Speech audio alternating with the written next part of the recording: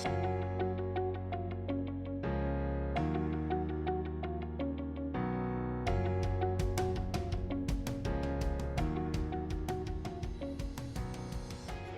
vous présenter, on va être content d'être ensemble. Et autre chose par rapport à ça, non, je pense qu'on va pouvoir chanter dans Zone Orange, apparemment qu'on va chanter. Donc, dans Zone Orange, on chante. Et puis, on va pouvoir chanter un peu plus fort que chantonner. Mais pourquoi pas. Voilà, c'est ça. Et aussi aujourd'hui, réunion extraordinaire qui a commencé à 10h15 et qui a eu un petit ajournement des deux. Donc, déjà, notre première rencontre, on a procédé au vote. Et puis, tout le monde était unanime, donc on était vraiment contents. Bien sûr, il s'agit du projet L'Église Nouvelle Vie Charlevoix. Donc, eux, l'Église Nouvelle Vie a déjà voté pour, donc accepte déjà ce projet. Donc, c'est à notre tour maintenant de dire oui. Et oui, c'est ça, c'est un peu en radiant, je pense qu'on peut dire oui. Et donc, on va prendre quelques temps tout de suite après la réunion. Bonne nouvelle aussi, nous accueillons ce matin deux nouveaux membres, M. Michel Ringuette et Mme Jasmine Fortin.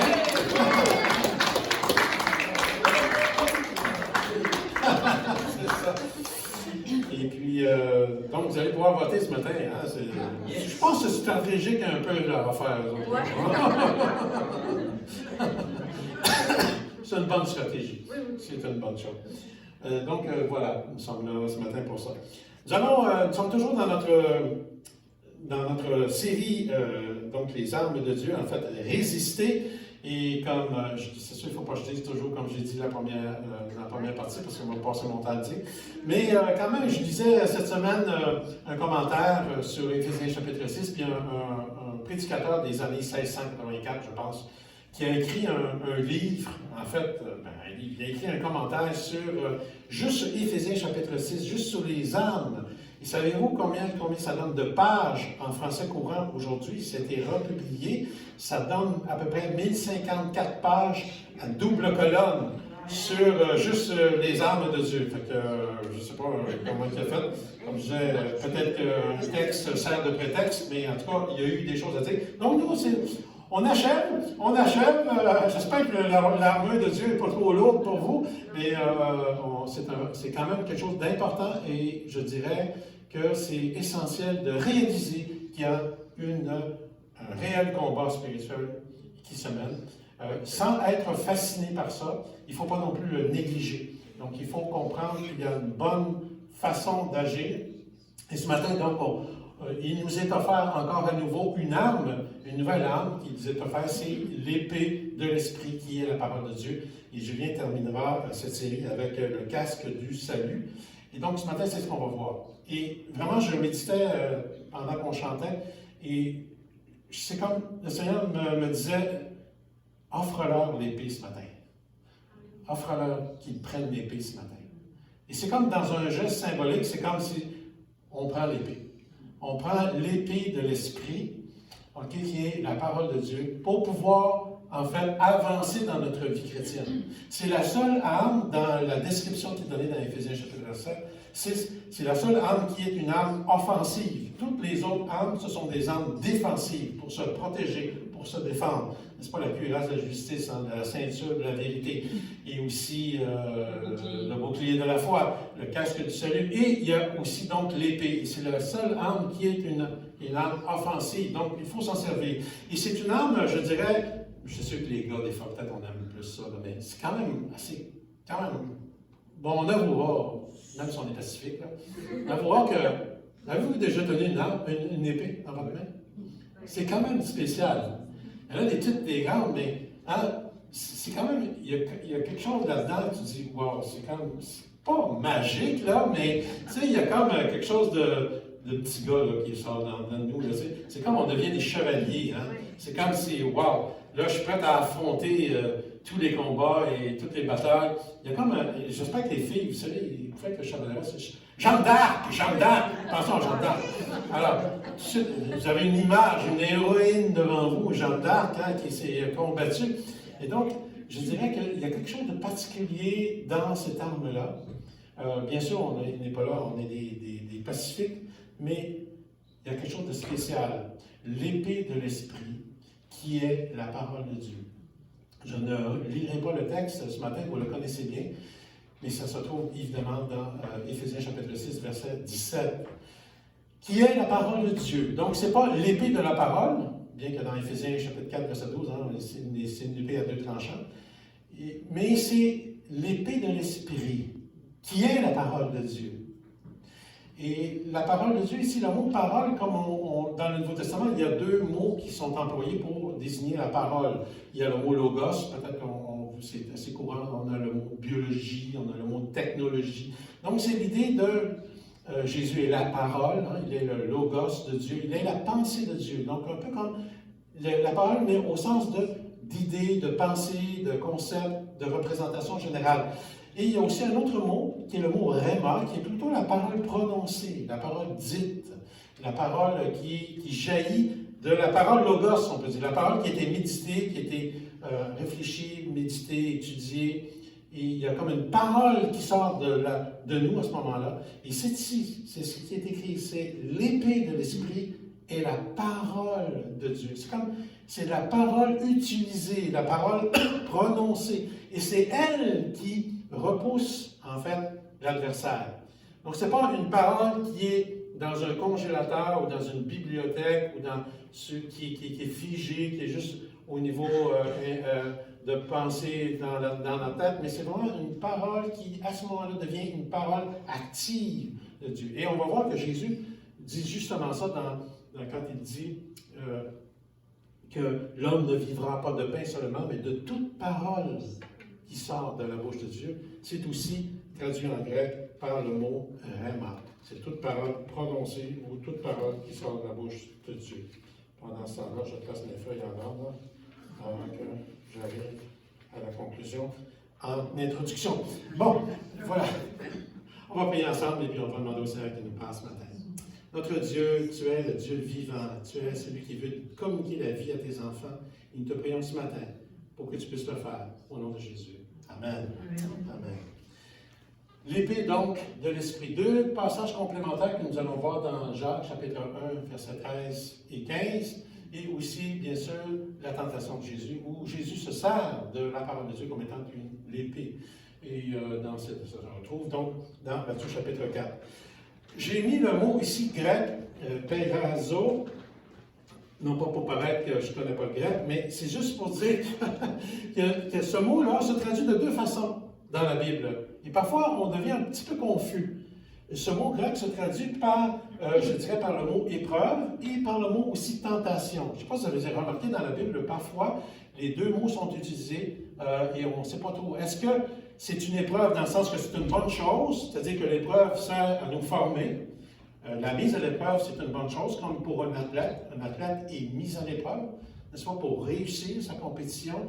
Il va s'entraîner, il va être mis à l'épreuve. Comme aussi quand on apprend un métier, nous sommes mis à l'épreuve parfois. Hein, parfois, notre patron va nous dire, ben, je vais t'en demander un petit peu plus aujourd'hui. Hein, puis, pour mettre un petit peu en valeur tes compétences, tes qualités. Oui, tu es capable de le faire. Hein.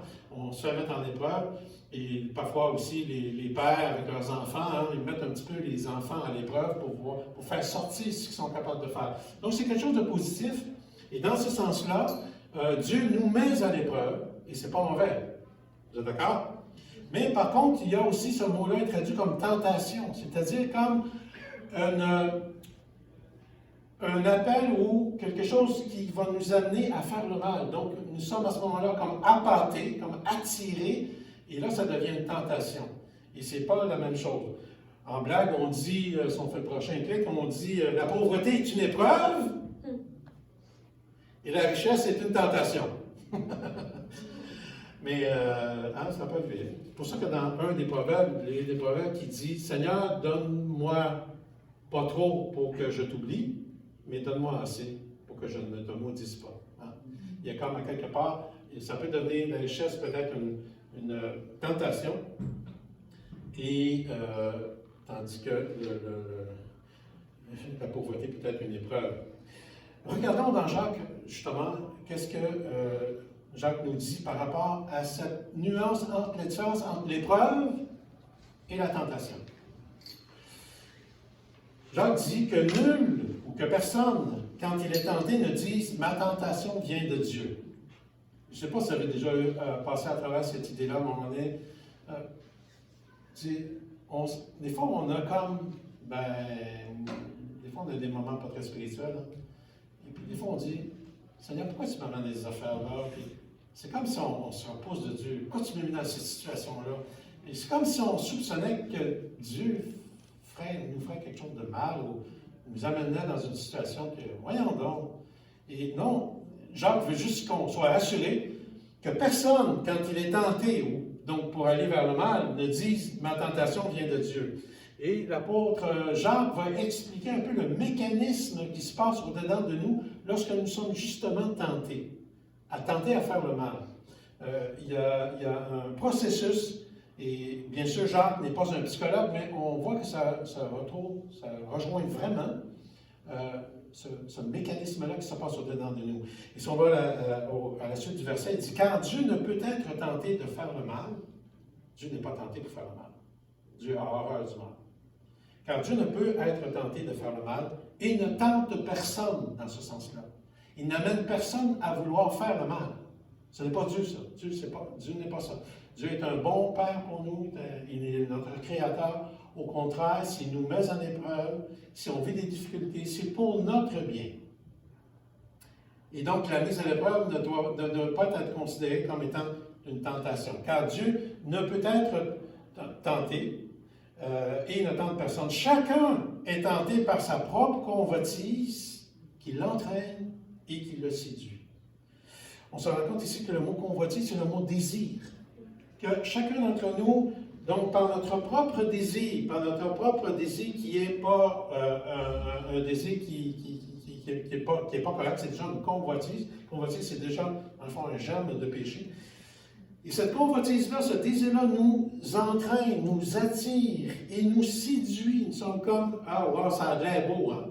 Et donc, on se fait un scénario dans notre tête en disant que c'est la bonne chose que je devrais faire. Et je suis comme attiré par ça et je suis séduit par une certaine beauté de la chose. Et donc, à ce moment-là, je succombe et je ne dépends pas de Dieu. Et la suite, on voit le processus. Une fois fécondé, donc la convoitise enfante le péché et le péché arrive à la maturité, engendre la mort. La mort ici, c'est la mort, bien sûr, spirituelle. C'est pas la mort physique, c'est bien sûr la mort physique au début avec Adam et Ève. Mais c'est la mort spirituelle, c'est-à-dire que ça nous sépare de Dieu. On s'est laissé attraper, on s'est laissé attirer, on a été séduit, on a été trompé par, en fait, un désir que nous avions dedans de nous, et nous l'avons suivi, et on s'est fait avoir. Et donc, on a coupé la communion avec Dieu dans cette chute-là, lorsque soit on a perdu patience, lorsque soit on a médit contre quelqu'un, lorsque soit, etc., etc. Et donc, on peut dire que dans ce sens-là, nous n'avons pas besoin du diable pour pouvoir pécher. Okay? On n'a pas besoin de l'ennemi, on n'a pas besoin des adversaires, on n'a pas besoin des forces des ténèbres pour pouvoir pécher. Et les forces des ténèbres vont simplement amplifier ou nous encourager justement dans la séduction et dans le fait de pouvoir faire des choses qui sont contre Dieu. Donc l'épée peut quand même servir à ce moment-ci, parce que l'épée peut sortir et nous faire couper justement le processus, faire arrêter, bloquer le processus justement de cette convoitise. Donc on se rend compte que la convoitise est déjà péché, c'est un commandement de Dieu, n'est-ce pas? Le commandement de Dieu qu'on oublie souvent, c'est « tu ne convoiteras pas ». C'est pas, on est loin d'un commandement de Dieu, ça. Tu ne convoiteras pas la femme de ton voisin, la maison de ton voisin, l'auto de ton voisin, les vacances de son voisin, le job de ton voisin. Hein? Tu ne convoiteras pas. C'est ça. Et puis combien c'est naturel, et combien tout ce qui est autour de nous, la publicité, les réseaux sociaux, pour susciter une convoitise. Oh, moi, j'aimerais tellement ça, être beau comme lui. Il a passé à la soixantaine, puis il est encore beau. Hein? Je me sens encore, je me sens beau comme lui. Je me sens fin comme lui, intelligent comme lui. Et vous, mesdames, je ne parle pas de vous, là, mais j'imagine que aussi vous avez sûrement possibilité de dire ça, j'aimerais ça, être comme elle. Et donc, on se rend compte qu'il y a toute une ambiance autour de nous qu'on n'a pas besoin nécessairement de l'ennemi pour pouvoir tomber. Et ça, c'est pas que les désirs sont en soi, on va le voir, il y a des désirs légitimes, mais on se rend compte qu'un désir légitime qui est satisfait de la mauvaise manière nous amène à la mort. Et c'est là que l'âme de Dieu a besoin d'être utilisée. Donc l'épreuve nous fait souffrir, la tentation flatte le désir. L'épreuve nous fait souffrir, dans le sens que l'épreuve nous amène à dire « Patiente, continue André, persévère, lâche pas, mets-toi pas en colère, n'insulte pas, va pas te renfrogner, viens pas bouder, ne t'exclus pas, reste, demeure. » Ça, l'épreuve, des fois, ça fait souffrir. Mais c'est une bonne souffrance, comme je disais, comme pour l'athlète. Mais la tentation, ça flatte le désir. La tentation flatte le désir. Ah, t'es donc bien fin. Ben non, c'est pas si grave que ça. Toi, si tu fais ça, tu vas y arriver. Toi, tu vas te valoriser si tu fais ça. Toi, tu vas être reconnu si tu fais ça. Fais-ci, fais-le maintenant, toi. Puis là, ça flatte le désir. Tu dis, ouais, c'est vrai, il me semble que si je faisais ça, si je décidais ça. Et on se rend compte que donc, à ce moment-là, la tentation va plutôt flatter les désirs. La différence, c'est quoi entre justement l'épreuve, n'est-ce pas? L'épreuve et la tentation, c'est dans l'intention. Dieu a toujours l'intention dans ses épreuves qu'il nous donne et qui nous permet de vivre, de nous faire vivre, de nous faire passer à travers pour que nous devenions plus forts, plus sains, plus proches de lui, qu'on découvre en fait toutes les ressources qu'il a en lui et qu'on devienne de plus en plus des enfants de Dieu, des fils et des filles de Dieu, matures à sa ressemblance, qui reflètent son image et sa beauté. Donc, Dieu, quand il nous met à l'épreuve, a toujours des bonnes intentions. C'est ce que Jacques nous dit. Mais c'est là qu'on voit que notre convoitise, quand on embarque dans le processus de la convoitise, souvent on n'a pas des bonnes intentions. on veut se satisfaire soi-même, mais on sait dans le fond que ce n'est pas correct. On sait dans le fond que ce n'est pas correct. Et aussi, la même chose pour l'ennemi, l'adversaire et toutes les forces du mal, ils ont une intention mauvaise. Les forces du mal veulent nous détruire, c'est clair, c'est sérieux, c'est vraiment fort, puissant, par la séduction, par les bonnes choses, qui nous paraissent belles et bonnes. Il y a quelque chose là, au bout de la ligne, qui est la mort, qui est le fruit de la mort. C'est clair, il faut juste en prendre conscience. Ça nous éloigne de Dieu, ça nous distrait de Dieu. Donc l'intention est mauvaise de l'ennemi. Je veux dire, l'ennemi, le diable, ce qu'il cherche à faire, c'est de détruire l'image de Dieu que nous avons en nous. Il cherche à détruire le reflet de la beauté de Dieu qui peut jaillir de notre vie, d'une vie qui est conforme à Dieu, d'une vie qui est harmonieuse vis-à-vis. Et donc, effectivement, l'ennemi, il veut vraiment détruire. Et il n'aime pas ce qui est bien, ce qui est beau. Ça paraît même plate à quelque part. Mais par contre, vivre ce fruit-là de la volonté de Dieu, de l'harmonie de Dieu, c'est tellement bon. Et c'est tellement bien. On continue, mais une épreuve peut devenir une tentation. Dans ce sens-là, une épreuve peut devenir une tentation. Ce que Dieu avait prévu comme bon, eh bien, nous, on peut le détourner puis flancher. Et donc, ne pas passer l'épreuve parce que nous avons choisi plutôt de nous satisfaire. Donc, ça devient une tentation. Et une tentation peut être une épreuve, bien sûr.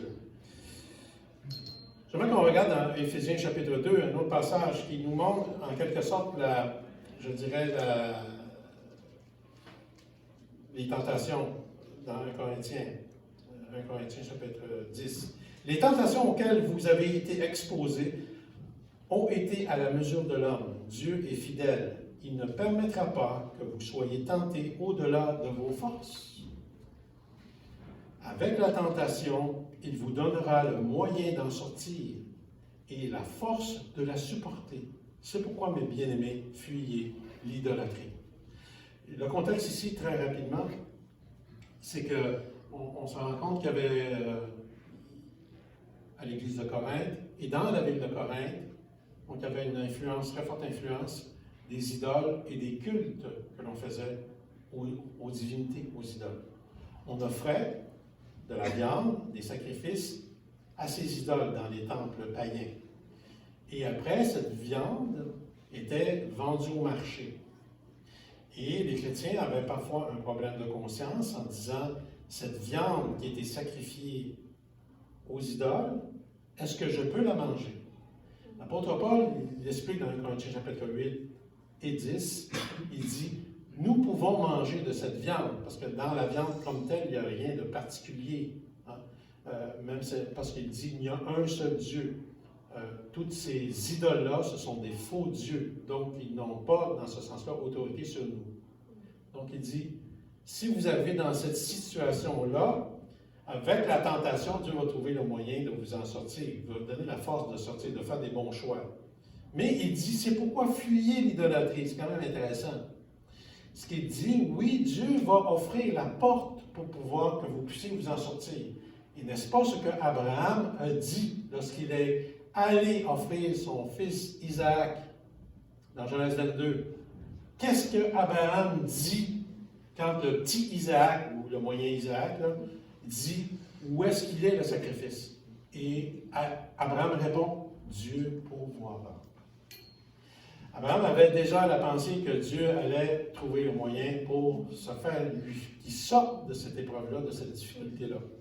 Et donc, avec la tentation, il vous donnera le moyen d'en sortir et la force de la supporter. On pourrait dire avec la mise à l'épreuve. C'est le même mot. Avec la mise à l'épreuve, il vous donnera le moyen d'en sortir et la force de la supporter. C'est pourquoi, mes bien-aimés, fuyez l'idolâtrie. Ce que l'apôtre Paul dit ici, c'est que oui, certes, on peut manger de ces viandes-là, vous pouvez passer à travers cette difficulté-là, mais cependant, ce que je ne veux pas, c'est que vous soyez assis dans le temple des païens en train de participer à ce repas qui est offert aux idoles. Parce que là, vous vous mettez en communion avec les puissances du mal. Il dit, vous ne pouvez pas faire ça, puis ensuite prendre le repas du Seigneur. C'est ce contexte-là. C'est pourquoi fuir l'idolâtrie. Donc, si on a un problème d'alcool, ben, je n'irai pas passer toutes mes soirées dans un bar. Si j'ai des problèmes avec le jeu, ben, je n'irai pas passer toutes mes fêtes de semaine au casino. C'est pas que l'alcool ou le vin est mal en soi, c'est pas que jouer est super dangereux. Mais si j'ai des problèmes avec ça, je ne vais pas me mettre en situation où je me ferme toutes les portes, où je ferme tous les moyens de Dieu pour que je puisse sortir de là. C'est pourquoi il dit, l'apôtre Paul dit, fuyez l'idolâtrie, fuyez cette pensée, cette façon de penser-là. Fuyez les idoles, fuyez ces lieux d'idolâtrie. Donc, Dieu veut notre bien. Dieu, même dans la mise à l'épreuve, il pourvoit des moyens pour qu'on puisse s'en sortir, et même il nous en donne la force. C'est ce qu'on voit avec Abraham. Par exemple, l'exemple d'Abraham, comme je disais tantôt, une épreuve peut devenir une tentation, mais justement, gloire à Dieu, Abraham a dit, Dieu pourvoira, et sa mise à l'épreuve n'a pas été pour lui une tentation. Job aussi, Job a été mis à l'épreuve, n'est-ce pas? Job a été mis à l'épreuve dans le sens qu'il a tout perdu. Et sa mise à l'épreuve aurait pu être une tentation. Surtout que lorsque sa femme lui a dit « Maudit Dieu », n'est-ce pas, et meurt. Il aurait pu dire « Moi, j'en ai assez. Non, moi, j'abandonne. Un Dieu comme ça, j'en veux pas. » Il aurait pu faire en sorte que sa mise à l'épreuve devienne une tentation pour lui, pour dire ça. Donc, on continue. Une tentation peut être une épreuve, et on va le voir avec l'exemple de Jésus. Comme je disais tantôt, pas besoin de l'ennemi, pas besoin du diable. Une fois pécheurs, nous sommes capables de pécher par nous-mêmes. Toutefois, l'épée de l'Esprit, ou la parole de Dieu, est d'autant plus efficace lorsque nous savons qu'il y a une influence des puissances et des ténèbres. Et j'aimerais que lise sur cette diapo-là la stratégie de l'adversaire. L'adversaire a deux manières d'attaquer, de nous attaquer. D'une manière directe, et on doit admettre, vous et moi, on lit souvent ce texte-là par rapport à Jésus qui a été mis à l'épreuve par le diable, mais je ne pense pas que nous ayons été, chacun d'entre nous, confrontés par le diable directement. En tout cas, dans la Bible et dans le Nouveau Testament, il y a très peu d'endroits où on voit qu'il y a une confrontation claire et nette. Il y a Ève, bien sûr, qui a péché, qui a parlé avec le serpent. Il y a bien sûr Jésus qui a été confronté face à face avec l'ennemi, le diable. Il y a aussi Judas n'est-ce pas, que son cœur était rempli, hein, il était influencé directement par Satan. Il y a aussi Ananias et Saphira, hein, qui dit que, dans le fond, le diable a comme touché son cœur. Mais ailleurs, peut-être qu'il y en a eu, bien sûr. La Bible ne va pas répertorier toutes ces rencontres face à face, mais on se rend compte que ce n'est pas nécessairement des attaques toujours directes qui sont, pour nous, les pires. Ce sont les attaques indirectes. Et d'où viennent ces attaques indirectes? Elles peuvent venir, bien sûr, par tout le cortège et toute l'armée des puissances des ténèbres, comme il nous est dit dans Éphésiens chapitre 6. Mais aussi, ça peut venir, je dirais, de l'ambiance, de notre environnement, dans le monde dans lequel nous vivons. Les puissances du mal influencent, lorsqu'on leur donne accès, influencent la culture, influencent la publicité, lorsqu'on leur donne accès, influencent la politique, influencent donc tout notre environnement lorsque nous donnons l'accès. Donc, lorsque les gens délibérément ne veulent rien savoir de Dieu, ils s'exposent aux influences des ténèbres. Et c'est cet environnement-là qui est contre Dieu et qui est opposé à Dieu qui influence les chrétiens et qui nous attaque de façon indirecte. Et c'est pourquoi, à ce moment-là, particulièrement, il faut sortir l'épée de l'Esprit, la parole de Dieu, et prononcer la parole de Dieu contre ces mensonges et contre ces manœuvres et ces ruses du diable. Parce que Dieu veut notre vie. Et il nous donne, comme des fils et des filles, une âme très précieuse. Il veut que nous devenions des chevaliers fiers et des chevaleresques fiers aussi, en portant son épée et en prenant nous-mêmes l'initiative de nous défendre contre les puissances des ténèbres. Donc, c'est à nous de prendre cette épée-là, de mémoriser, de connaître la parole de Dieu, et au moment propice, de pouvoir répondre justement à cette influence-là. Donc, la tentation flatte nos désirs, c'est ce que je disais tantôt. L'intention de l'adversaire, c'est de nous amener à ne pas obéir à Dieu, en pensant que l'on va obtenir davantage, qu'on va obtenir un gain lorsque nous faisons ce qui est interdit. Ce qui est interdit de la part de Dieu. Il y a quelque chose de bizarre en nous, de malicieux, je dirais, de rebelle, et c'est l'essence même du péché. Dans le fond, c'est quand il y a un interdit, on se dit il y a sûrement quelque chose de meilleur parce que c'est interdit. Il y a sûrement quelque chose de. Dieu nous cache quelque chose, là. On va franchir la limite. On va avoir plus. On va avoir plus, on va faire comme un gain. On va avoir quelque chose, on va obtenir quelque chose de plus. Et on le voit clairement avec les enfants. Hein. Vous avez juste dit qu'il y a une boîte de chocolat dans un tiroir à quelque part. Puis tu dis, tu ne touches pas à ça. Hein. Vous allez voir, tout de suite, ça va éveiller leur enthousiasme, leur zèle, leur génie à pouvoir aller chercher la boîte de chocolat pendant que vous n'êtes pas là. Et c'est un peu la même chose pour nous. La tentation suggère que le règlement interdit va procurer un bénéfice. Donc, on a tous des désirs qui sont légitimes. Mais c'est justement les circonstances, l'environnement vont faire en sorte que parfois nous en sommes influencés. La stratégie de l'adversaire, donc, c'est de nous amener à satisfaire nos désirs légitimes par des moyens contraires à la volonté de Dieu. Dieu n'est pas contre notre désir, nos désirs. Il n'est pas contre nos désirs de vouloir être fiers. Il n'est pas contre nos désirs d'avoir de l'ambition. Il n'est pas contre les désirs d'avoir la vie. Il n'est pas contre les désirs, parce qu'on a un Dieu de vie. On a un Dieu de vie qui veut la vie. Et donc, on a ces désirs en nous, parce que nous sommes ses enfants, nous sommes ses fils et ses filles. On a les mêmes désirs que Dieu, de plus en plus. Mais souvent, la tentation, c'est de vouloir satisfaire ces désirs-là, qui sont légitimes, mais de manière contraire. Et les manières contraires, ce sont souvent des manières indirectes, par des dizaines, des centaines de messages à la journée qui nous influencent, qui nous environnent, pour que nous puissions assouvir ou satisfaire nos désirs légitimes de la mauvaise manière. Et c'est ça le principe. Regardez, l'apôtre Paul va dire dans Éphésiens, cette fois-ci donc, Éphésiens, il dit « Et vous qui étiez morts à cause de vos fautes et des péchés où vous étiez autrefois engagés, quand vous suiviez le Dieu de ce monde. » L'apôtre Paul parle ici d'une mort, non pas d'une mort physique, mais il parle d'une mort spirituelle. C'est-à-dire que nous étions séparés de la présence et de la relation avec Dieu à cause de nos fautes et nos péchés qui nous bloquaient la communion. Okay? Parce qu'on suivait le Dieu de ce monde. Parce qu'on suit l'influence de ce monde. Et si on continue, il donne une description. Le prince le Dieu de ce monde, c'est le prince qui s'interpose entre ciel et terre, ou dans une autre version, c'est écrit, le prince de l'autorité de l'air. L'esprit qui agit maintenant parmi les rebelles. Donc, c'est intéressant de voir que le prince de l'autorité de l'air, c'est comme le ciel qui est autour de la terre. Et c'est vraiment significatif. Nous, on n'est pas tellement dans notre société dans cette vision-là, mais c'est la vérité. L'apôtre Paul dit, en quelque sorte, qu'il est le prince de l'autorité de l'ambiance ou de l'environnement du monde.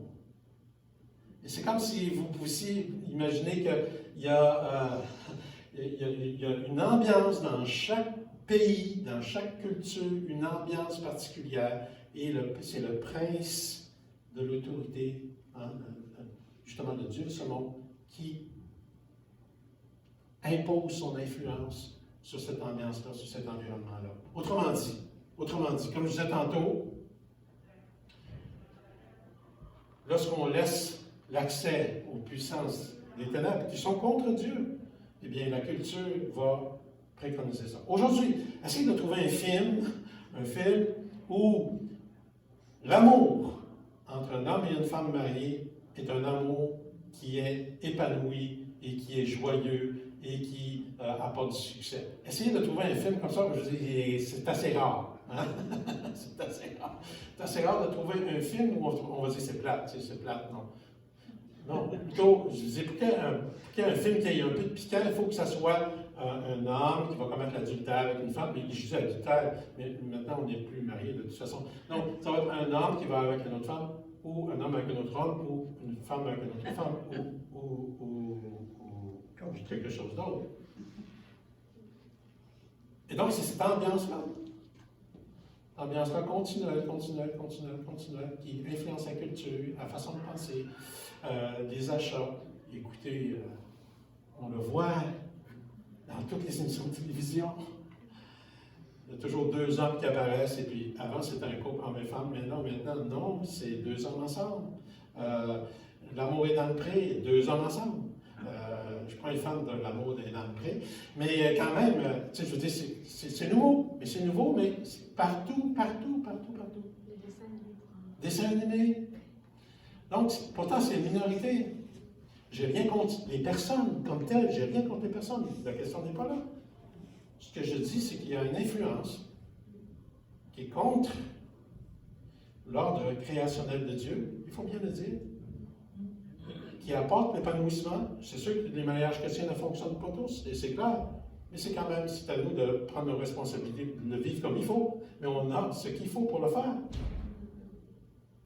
Et c'est cette ambiance-là. Donc, on se rend compte, finalement, qu'il s'agit là d'une ambiance et nous devons prendre la parole de Dieu comme l'épée de l'esprit et pouvoir résister. Nous, on doit résister pour pouvoir avancer dans la vie nouvelle. On a ces influences-là. Et l'apôtre Paul dit ici, il continue, nous étions de ce nombre, nous tous aussi. Il ne faut pas penser que dans la période de l'apôtre Paul, que tout était beau, puis qu'il y avait des églises à tous les coins de rue, puis tout le monde était chrétien. Non, on vit dans un monde comme d'idolâtrie, etc. Non. Nous étions de ce nombre, nous tous aussi, qui nous abandonnions jadis au désir de notre chair. Donc encore là, les désirs, les bons désirs, mais on voit que c'est la chair. Donc la chair, elle veut des choses contre Dieu. C'est-à-dire, c'est le vouloir sans Dieu. Nous suivions ses volontés, suivions ses impulsions, et nous étions par nature, comme tous les autres, voués à la colère. Et là, les gens vont dire, colère de Dieu. Mais c'est affreux. Mais la colère de Dieu, c'est un mur. C'est un mur. La La colère de Dieu, c'est pas je pète ma coche, puis que Dieu n'est pas de bonne humeur un matin, puis il est de bonne humeur un autre matin, puis là, ben, il rentre chez eux, puis là, on va faire le ménage, puis on met tout le monde dehors. On marche pas de main. Dieu n'est pas comme la colère qui pète sa coche. Là. Dieu, sa colère, c'est une colère calme, de paix, de justice et d'amour pour dire ça suffit. Ça suffit, mon homme. Ça suffit, là. Si tu vas plus loin, tu vas te détruire. La colère, c'est un mur. Bang! Pouf! Les gens, l'humanité se frappe dessus. Et si tu veux continuer, ben, tu vas foncer constamment contre un mur. Notre société fonce contre le mur, s'élance contre le mur et se blesse continuellement. Il ne se rend pas compte que Dieu, dans sa colère, dit voici les conséquences lorsque vous dépassez la limite. Mais la colère, c'est non seulement un mur, mais c'est aussi un jugement un jour. Dieu, un jour, va juger selon sa justice. Et il va révéler ce qui est bon, ce qui est juste. Donc, la colère, ce n'est pas quelque chose humain, mais c'est vraiment la révélation de la justice de Dieu. Et merci Seigneur qu'il ait sa colère pour amener à la justice. Mais Dieu qui est riche de compassion, de l'autre côté, qui est riche de compassion, et à cause du grand amour dont il nous a aimés, il nous a rendus vivants avec Christ. Il nous a donné la vie. Donc, c'est cette... Voyez-vous que c'est ce que Dieu veut que nous soyons, en quelque sorte, passer à travers l'épreuve, renoncer à la tentation, c'est de choisir la vie. Choisir la vie. Et malheureusement, parfois on choisit la mort. Parfois je choisis la mort. Parfois je sais que cette chose-là n'est pas bien et je le fais quand même, imbécile que je suis. C'est imbécile. Et c'est plus que ça, je me tue. Je me détruis. Et je crache au visage de Dieu à chaque fois que je fais ça. Et merci, on est sauvé par la grâce, et non pas par les œuvres. Mais je sais que Dieu nous aime. Je sais que c'est par compassion que nous sommes vivants et que nous sommes sauvés. C'est à cause de sa compassion. Maintenant, regardons l'exemple de Jésus qui, justement, a utilisé l'épée de l'esprit et de la manière qu'il l'a fait. Et vous savez que le fondement de la tentation, c'est un désir, justement, c'est le désir. La tentation vient d'un désir. Et le désir, c'est une tendance. C'est normal, on a des désirs qui sont légitimes, comme je disais tout à l'heure. Et le passage que vous connaissez bien, c'est dans Matthieu chapitre 4. Vous connaissez le passage, je n'ai pas besoin de le relire. Mais je vais le lire quand même. Matthieu chapitre 4. Matthieu chapitre 4. Alors Jésus fut amené par l'Esprit au désert pour être mis à l'épreuve par le diable. Après avoir jeûné 40 jours et 40 nuits, il eut faim.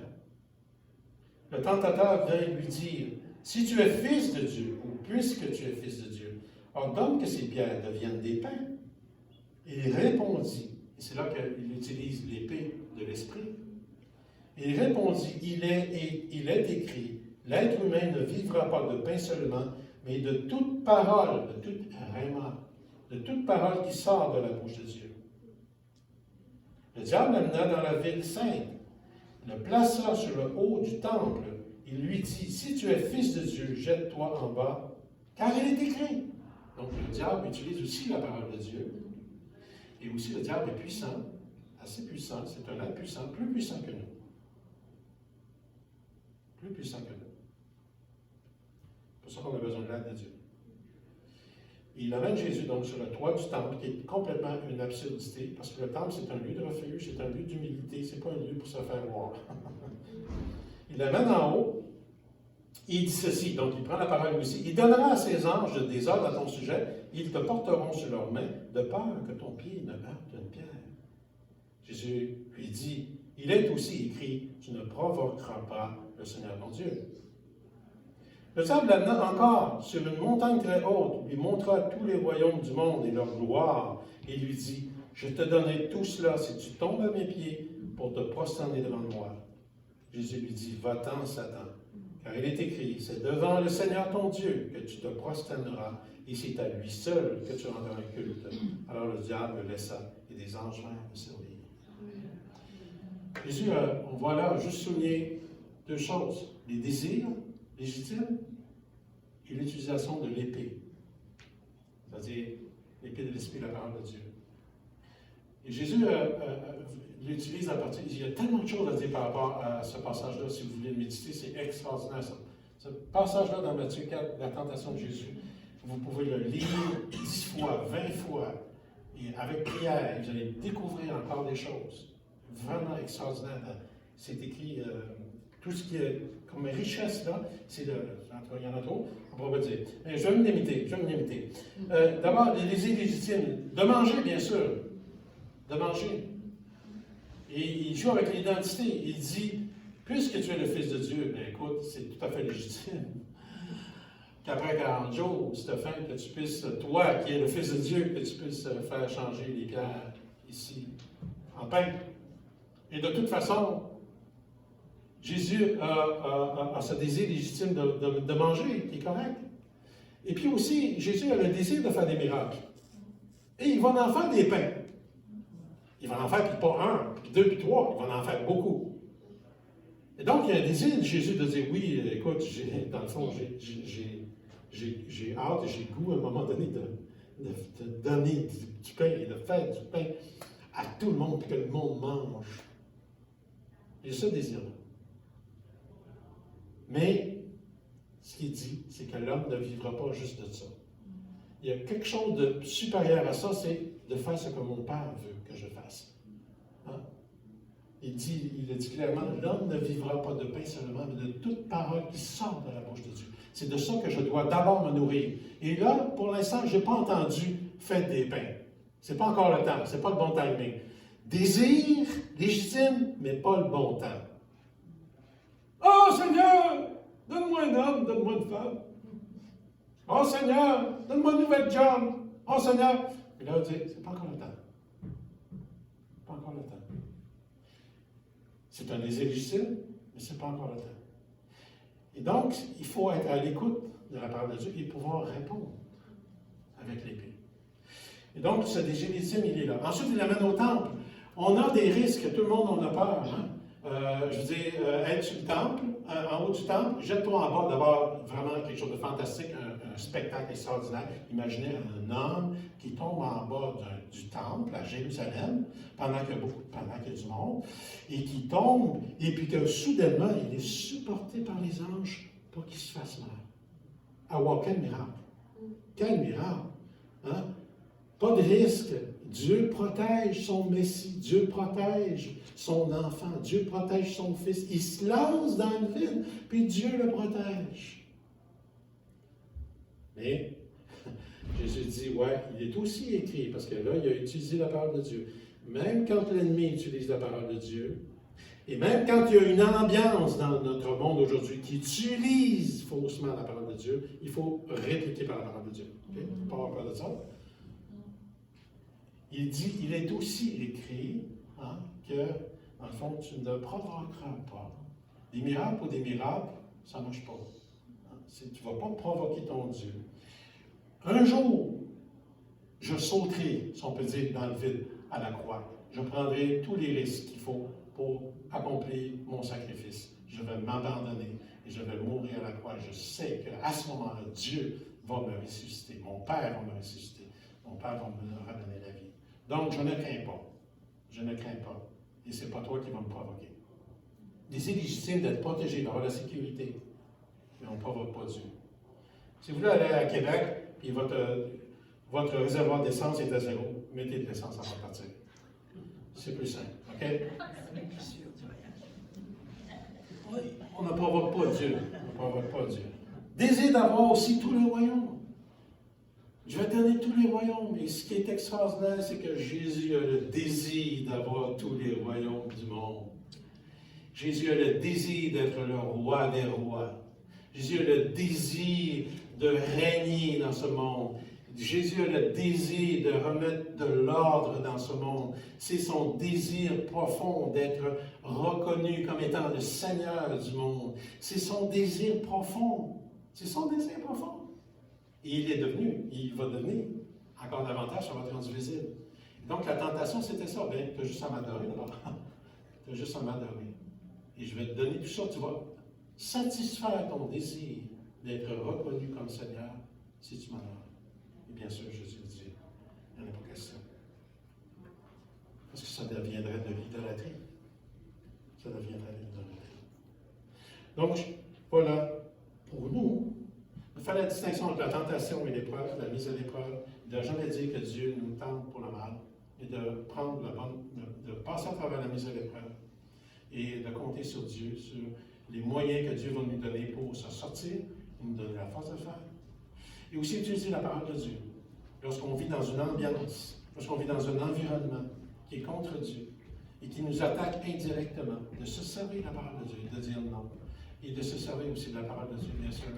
Lorsqu'on se retrouve devant des désirs légitimes qui sont là, mais qui nous sommes tentés de les accomplir, de les satisfaire de manière qui soit non selon Dieu. Que ça vous bénisse. On va chanter avec un chant de victoire pour terminer.